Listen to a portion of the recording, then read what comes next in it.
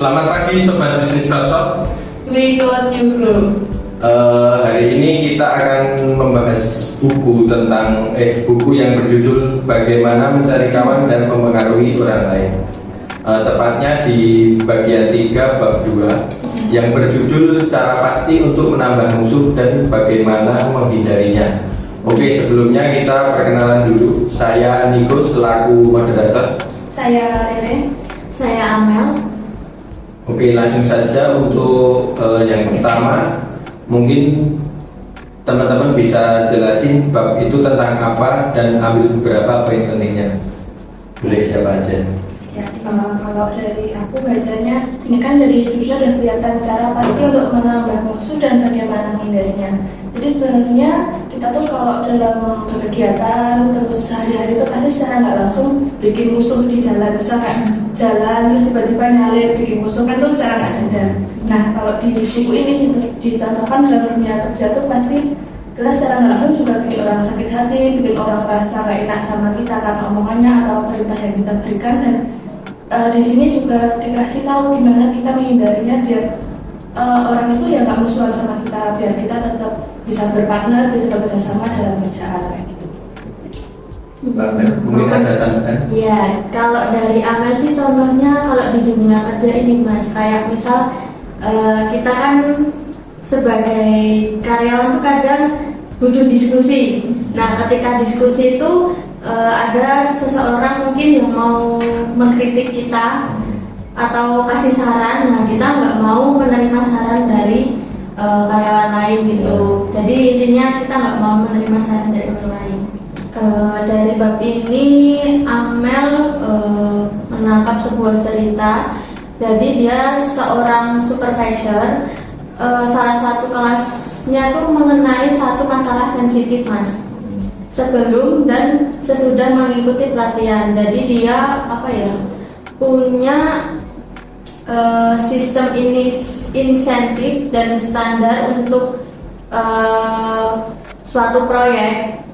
Terus mereka bisa lebih banyak memperoleh penghasilan dengan cara memproduksi lebih banyak benang. Dan di situ dia menggunakan kemampuan berjalan dengan baik pada saat kami hanya mempunyai 2 atau 3 jenis benang. Terus di akhir ceritanya dia tuh mulai sadar kalau pencapaian yang bagus, pencapaian sebagus apapun dan sebaliknya akan banyak bencana dapat terjadi apabila Anda mengatakan secara langsung bahwa orang itu salah.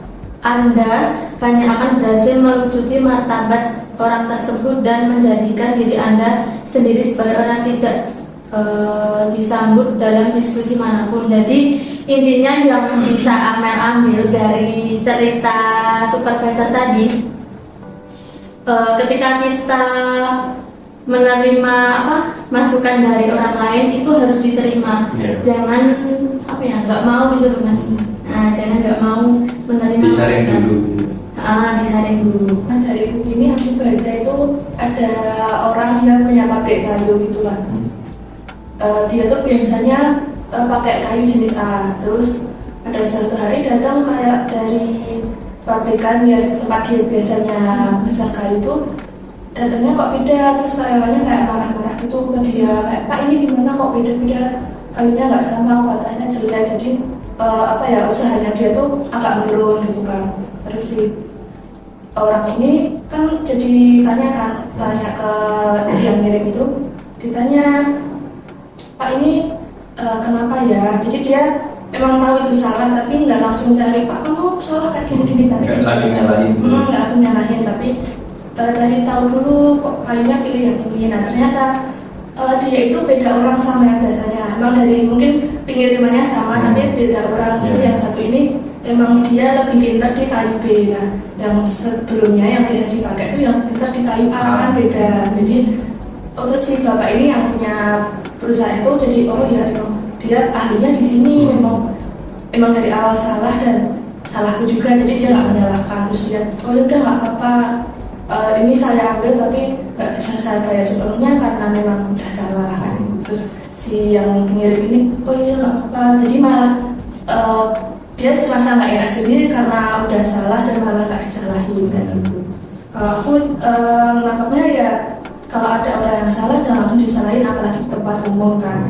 Jadi kalau bisa cari tahu dulu, ngomong yang baik-baik. Ternyata dia bukan salahnya dia sepenuhnya, tapi bisa jadi karena dirinya sendiri atau perusahaannya kayak gitu. Jadi kurang lebihnya tuh kayak contoh-contohnya tuh lebih ke ini ya. Kalau yang pernah tahu amar ma'ruf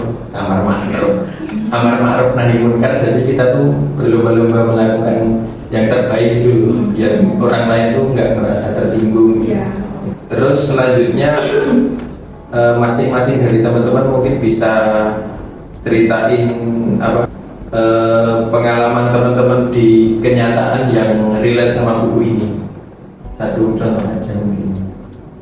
Seumpama pernah berada di situasi yang sebenarnya bisa nih aku sama dia tuh berpotensi musuhan gitu.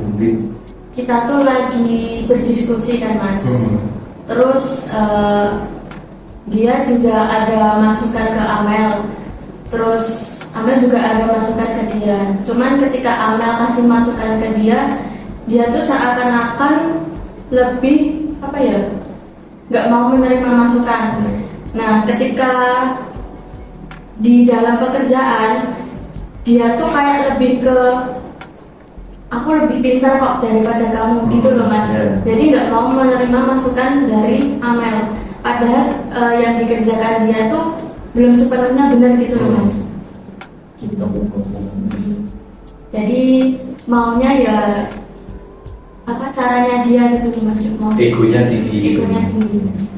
Jadi Mbak Eni, Kalau aku mungkin di jalan sih lebih seringnya. Jadi kan aku tiap berapa minggu sekali pasti pulang langsung ke rumah. Itu pasti di jalan tuh nemu aja orang-orang yang kayak entah dia nginternya sembarangan lah intinya. Nah, terus suatu ketika aku pulang itu udah malam, aku pakai jas hujan karena itu hujan deras banget. Terus lewat jalan sempit dan aku udah berusaha hati-hati tuh di situ. Nah aku udah hati-hati tiap tikungan tuh aku bahkan sampai berhenti karena benar-benar kelihatan pakai lampu jauh aja cuma ya berapa meter lah kayak gitu. Terus pas mau lewat pertigaan atau perempatan ada motor, dia tuh langsung belok gitu loh. Sebenarnya beloknya ke kiri kan searah, tapi dia nggak mepet tapi ke tengah gitu kan.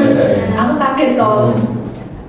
Sebenarnya aku udah capek, aku pengen pulang tapi tak kejar orangnya, kejar tak klakson. Terus dia tuh cowok cewek boncengan, aku tak klakson, aku bilang minggir dulu Mas gitu kan. Terus kenapa Mbak? Aku berhenti, terus aku ngomong, Mas tadi kenapa kok belok, tadi saya hampir nabrak Mas loh, kalau saya nggak bisa ngerem kita bisa tabrakan. Dan itu jalannya juga jelek kan kebetulan. Ini sepi loh Mas, kita nggak ada yang nolong kayak gini kan. Kalau gitu terus, oh ya Mbak saya tuh buru-buru, kita semua juga buru-buru Mas, aku bilang gitu kan. Aku juga pengen pulang, Mas juga pengen ke tempat tujuan kan. Oh iya ya Mbak. Terus si Masnya gini, Mbaknya luka apa enggak? Enggak sih Mas, tapi Masnya nggak apa-apa kan, Mbaknya suka apa? Nggak apa-apa Mbak, ini soalnya jadi mereka tuh suami istri dan si ceweknya tuh pengen lagi sakit apa dan buru-buru gitu loh. Soalnya mereka nggak pakai jas hujan.